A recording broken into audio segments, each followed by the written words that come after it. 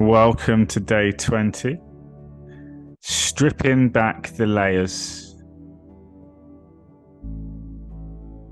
Self-observation enhanced. And today we're going to bring awareness to that word, my and mine.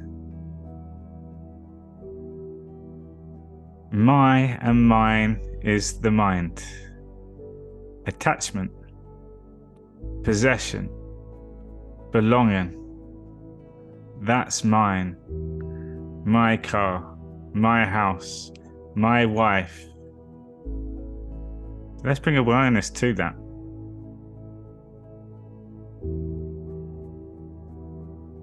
What does mine mean?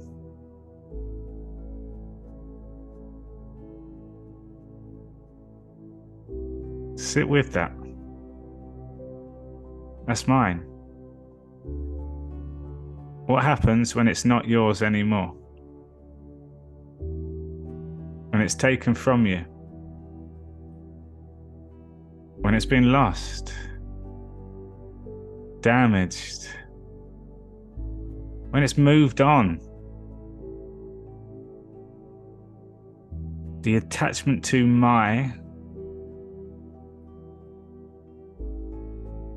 is an extension of holding on.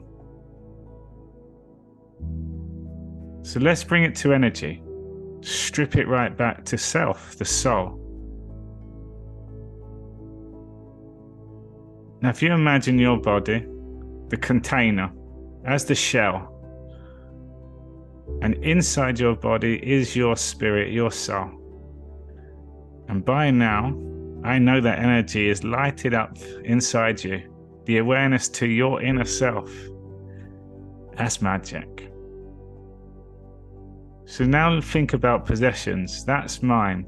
From energy, what is that?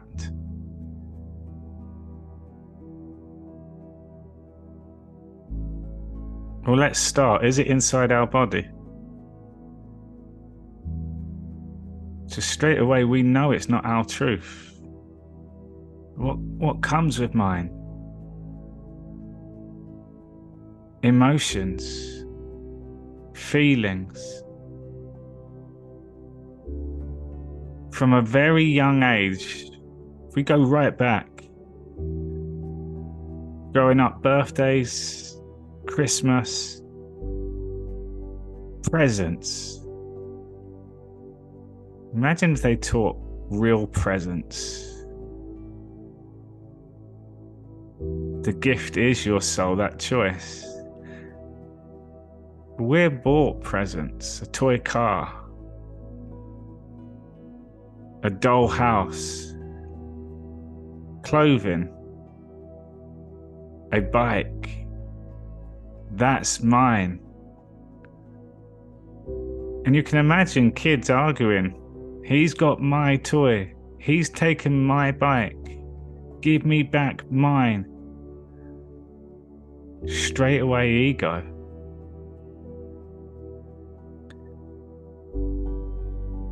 So in our life, we use the word my, me, and mine.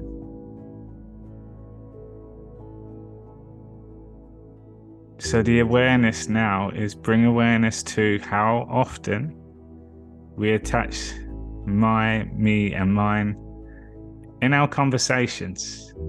And you will catch yourself. And a great place to start is my beliefs. Belief is the mind. A belief is something that's not factual. Your thoughts, I think.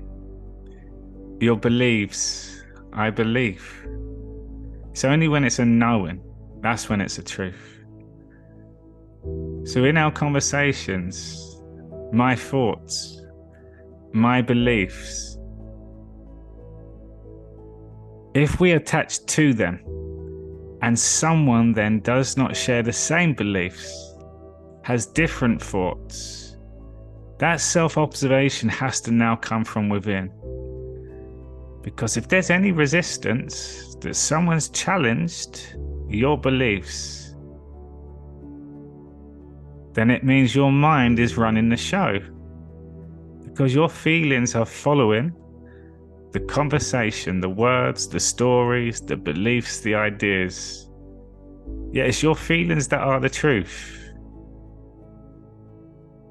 And if we hold the mirror up and know that everyone is entitled to their beliefs, it's okay for them to have their beliefs.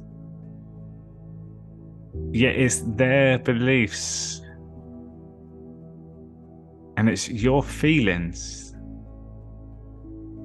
My is the feelings inside the body. If we're going to label it, my feelings, because you can control that.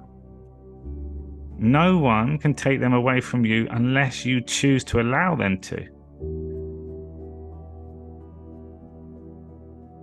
So when we're speaking, share your truth. And if we use the words my, always bring yourself back to the feelings. Because if it's beliefs and your feelings take over, caught up in the mind. My opinions, my beliefs, all from the mind. And a great way to rephrase that and reword that, especially if you're speaking from truth, but you cannot justify it as a knowing. You do not have all the answers. There's still a bit unknown. Instead of saying, I think, I believe, and look out for when others say that. Because it's not a truth. I feel that this is the case. I feel, because that's your feelings. And when you speak from that feeling, I feel, no one can come then back and take that away from you. That is just how I feel. A feeling doesn't need justification. A feeling is the truth. And when you can stand on that, speak it, what comes next? The reactions from them, that ego energy gets exchanged. That's when we protect our energy. And it's in those moments, that awareness, when you can feel something's been triggered within them. And in that observation of yourself, stillness, calmness, there's a smile inside, a new level of understanding. And ego feeds off of ego. It's energy. So like a little kid having a tantrum, if you stay present, hold the space, at some point, even though in some cases it may take a long time, their ego will get tired. Their ego will move on. Their ego will wait to another time. And I like to play in the power of threes. You repeat, you repeat, you repeat. And eventually they'll see that there's no left things to cling on to the ego. The more you do that,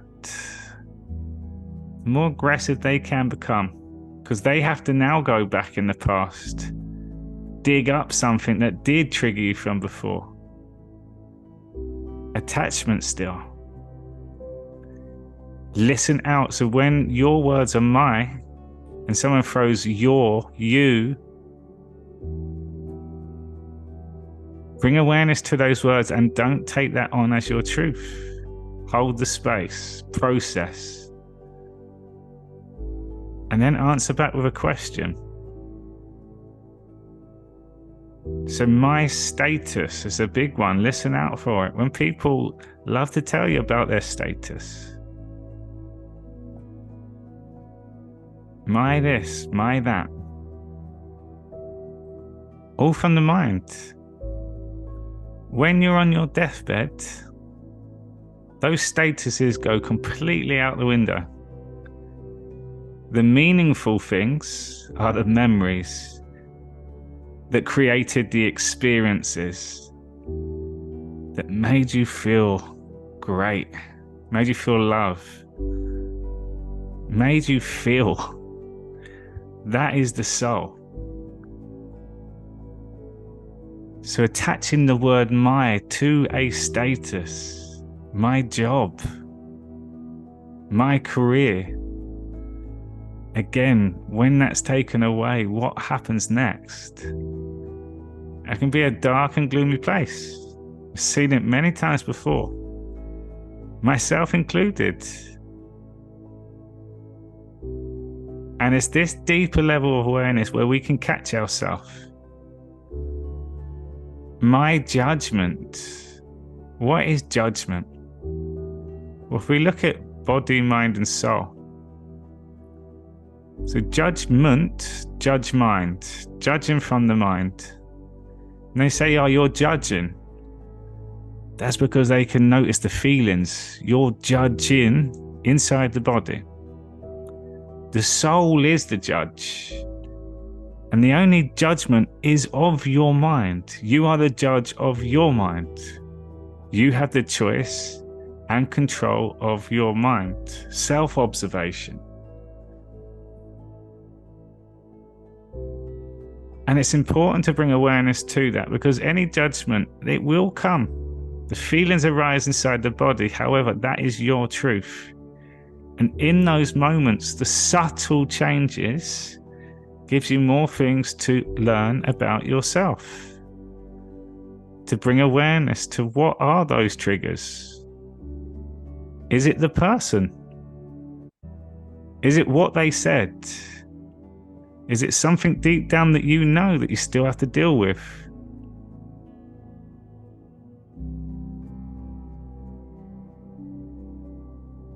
Judgment from the soul.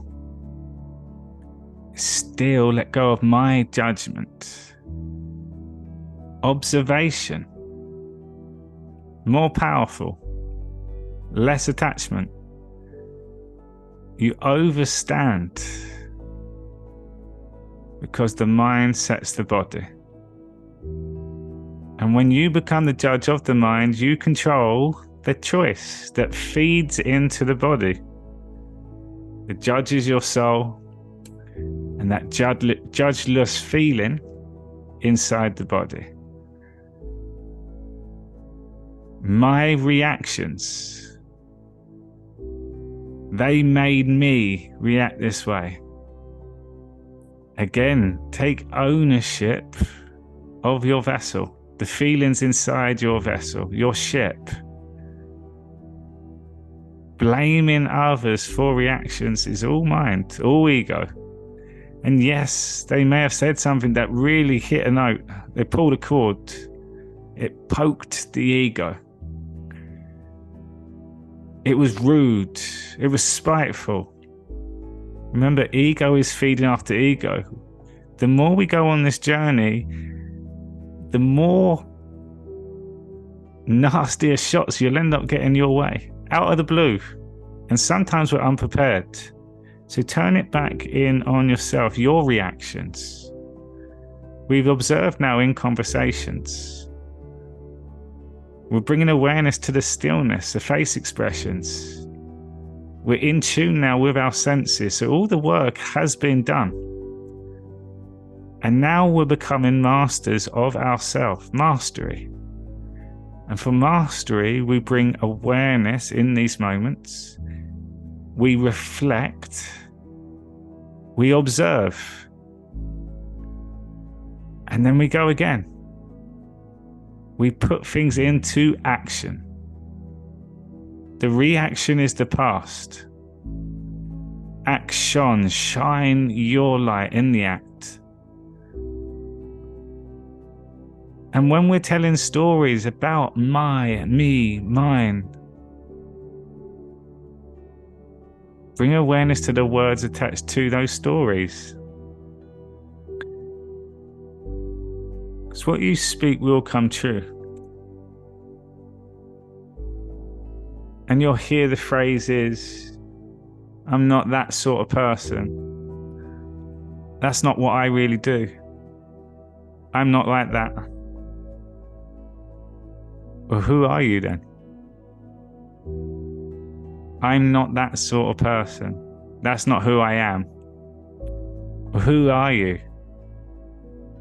That justification only coming from the mind. Why do we feel the need to explain ourselves? Because if it was a truth, what needs explaining? It was there in plain sight. And we do this, getting caught into conversations, trying to impress. We do it without realizing. We do it when we're nervous. We do it when we actually are trying to impress. And I've done it many times where I'll say something in a conversation, I'm like, why have I said that? That was cringe. And I realize it's moments when you become unconscious. You get caught up in the mind, like what to say next. And then when it's said, it's too much thought. It's not a truth.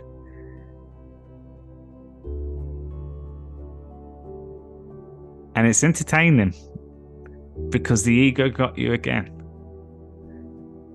And you can have a laugh with it now. And remember, we don't have to replay our past. We revisit with a thought. And instantly, some of these things, with that awareness, with that teaching, with that understanding, straight away we move on. We get to let that go. The soul has got its teaching.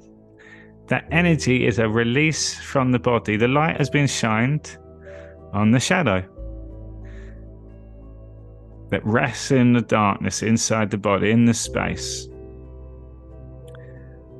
So my attached then is the labels. Removing of labels. And especially with the words, I am a Republican. I am a Democrat. I am an Arsenal fan. I am a patriot. Labels. People are proud to wear their labels. That's who I am. Again, when you're on your deathbed, when you note what was your achievements in life, those labels are not there. They're not present. That's the same every time. Labels change. Our roles change. Yet, it's our labels and the activities we do within them that do bring us joy, some of our best moments. And we chase to recapture that moment, to relive, to re-experience that moment. Yet in this physical experience, that one moment in presence can only be that moment. It's a unique expression. And a great way to prove that as a point is get your camera. Technology that we didn't have a long time ago. And take a photo outside. And in the same position, you could come back to that same spot and take a photo again. And it was like that old game, spot the difference. And you will spot the difference when you look. The color of the sky, the clouds in the air, the leaf that's just blown as you're taking a photo, the birds that fly by. There's always a change. That is life. Life is full of changes. So if life on the outside world, God's creation, is change, then our attachment to our labels, our identity, is only going to hold us back. So bringing awareness to all the labels that you hear, and the more observation you do on self. When you say my car, quite easy, my kids. What else am I meant to say? Had that many times as well. Yet as your kids age, and if they're my kids as a mum from the age of 7, to my kids on the age of 13, to my kids when they get to 21, their life changes. And in that process, your role as that character of the mum has to change. And a lot of mums struggle when their kids do grow up and they do become an adult. And then when they come back to visit, there is a clash because mum plays the role of mum as she knew as mum. My role. Yet they've all changed around you. We hold on. My career. A great example is models. Models, all the fame, the opportunities come their way. The star of the show. All eyes are on them.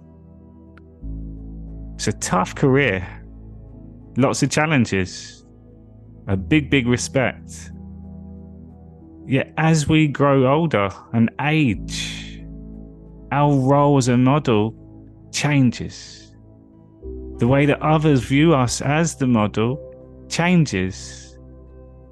And from that moment of being front and center stage, to then trying so hard to be seen, to be heard, to be noticed. And it's the attachment to the word model. The roles, the labels, the identities, they all take over self.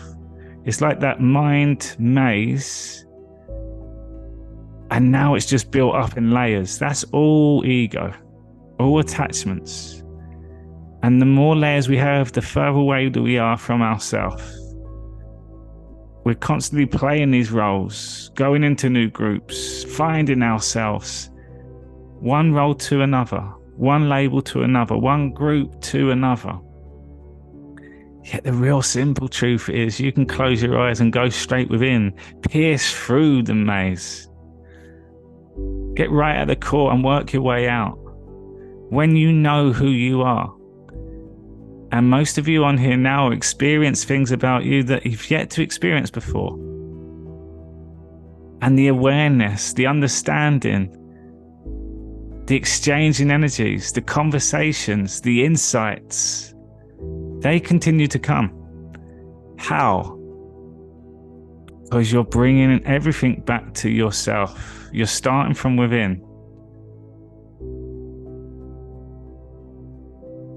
So when we say the word mine now, bring it inside the body. My truth, my feelings, myself, my body. And I treat my body as my friend. Yet I can go within my body and be part of my body. Yet if we're saying my body, we then don't blame the body. If we cut you open, and we look for you, you're not inside the body. If we cut open your mind, you're not inside the mind. And the technology that we have today,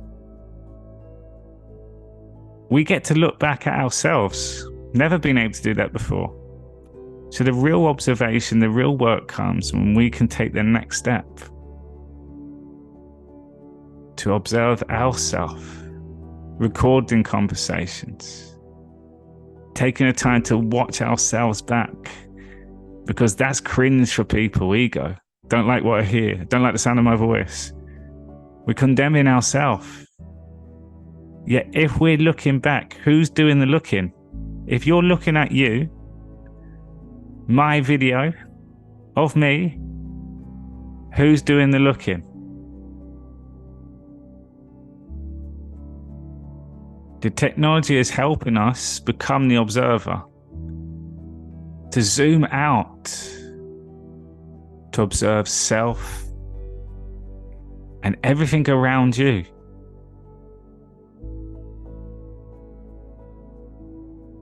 So self-observation, next stage, is observing self, a self-reflection physically into the mirror. A soul stare. And then it's to revisit ourself in action. And that's where mastery really comes. And personal experiences, I watch myself back now. And when I'm in flow, it comes out of me.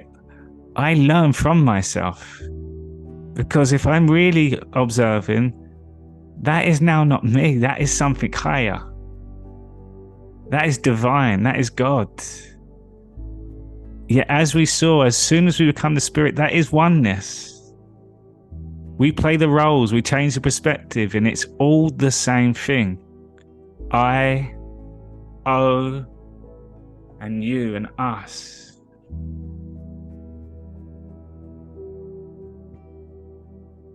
So bring awareness to word my. And if we change it to our possessions, we're just looking after them. They're God's gifts. And they're in our hands right now. We're experiencing them. We're the minder of them.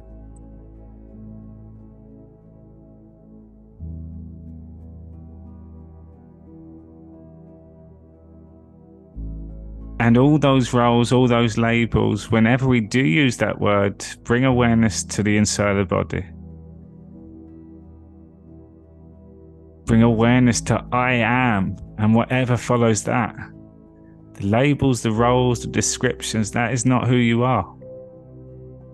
I am has attachment. That has a truth tied to it. We're lying to ourselves because that's not who we are. I am. That is the truth. I am followed by your feelings. That is the truth. So going deeper now. And all this comes back to observations. And you'll start to see a lot of these teachers now are only going to come from experiences. Your experiences. The real truth. Much of what we experience in this life, much of our thoughts, our opinions, our views, our values, that's conditioned. That's been given to us. That's been repeated by us. And to find oneself, we have to lose ourself. Strip it all back, bringing awareness to everything about us. There's so much depth. And in that depth, there's so much growth. We blossom. We flourish. And this journey becomes even more exciting. Because the more aware you are of yourself, the more you learn and find your gnosis in everything external from you, the mirror and reflection of you. So thank you so much again, everyone. Please do share what does come up for you. And I'd love to hear and read if anything does come back with that word my, me and mine. The roles, the opinions, the judging, the judgment, the labels, the reactions, the titles. There's a lot of observations to be done. And remember, we're observing, not reacting.